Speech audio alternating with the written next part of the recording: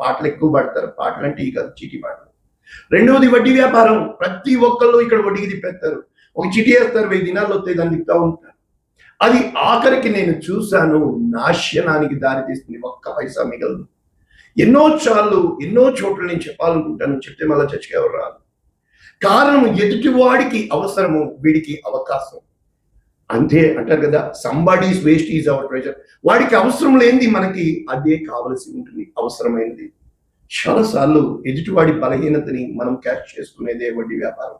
క్రియల వలన ఆయనను ఎరుగము అనినట్లు ఉన్నారు. అంటే వీళ్ళ తమ స్వంత ఇష్టాన్ని, తమ స్వంత కీర్తిని, తమ కొరకు స్వప్రయోజనాన్ని, స్వ అర్థాన్ని, స్వ అభిమానాన్ని, ఈ మూడు నిన్ను భ్రష్ట మనస్సుకు అప్పగిస్తే, స్వ అర్థం, నిన్ను నీవే అర్థం చేసుకుంటావు, ఎవరిని అర్థం చేసుకోవడం నువ్వు ఇష్టపడవు.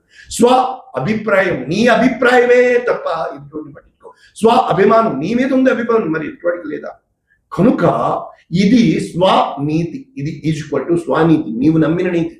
కనుక ఎప్పుడైతే స్వప్రయోజనము, నీ ప్రయోజనం కోసం నువ్వు ఆలోచిస్తావో, ఎప్పుడు కూడా స్వ అనేదే.